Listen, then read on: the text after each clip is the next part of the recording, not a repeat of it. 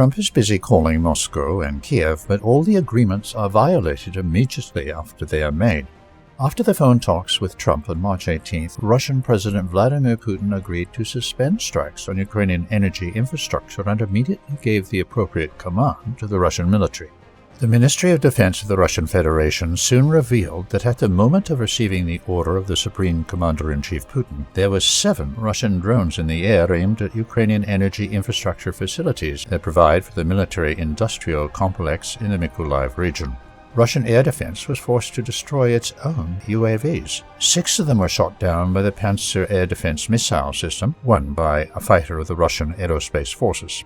The report of the Russian military was confirmed by the U.S. Representative Stephen Witkoff, which confirms that Washington appreciated Russian signals that the agreements came into effect. In his turn, Zelensky rushed to blame the Russian military for massive strikes on Ukrainian territory.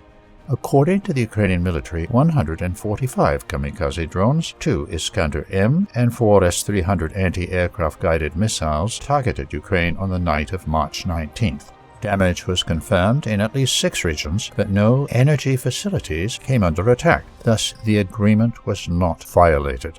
On the other hand, a few hours after the end of the Russian-American talks, after the reached agreement was officially declared, the Ukrainian military launched another provocation. 3 Ukrainian drones of the aircraft type attacked the Russian Kavkazskaya oil transshipment point in the Krasnodar region, which is part of the Caspian Pipeline Consortium. The day before, Ukrainian drones also struck an oil depot in Kropotkin in the same region.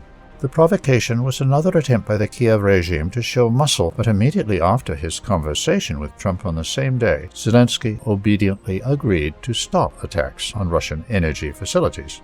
Thus, Kiev's attempt to stop the devastating Russian strikes on its military infrastructure through a truce in the sky and at sea failed, and Zelensky, patronized by European hypocrites, was forced to follow the rules set by Moscow and Washington.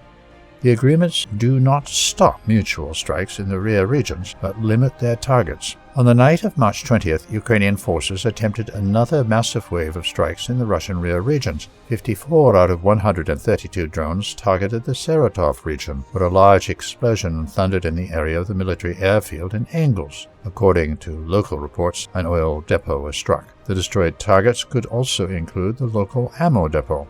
Meanwhile, dozens of Russian drones struck the Ukrainian air base in Kropivnitsky, which was one of the key infrastructure facilities ensuring the combat readiness of the Ukrainian Air Force on the eastern and southern front lines.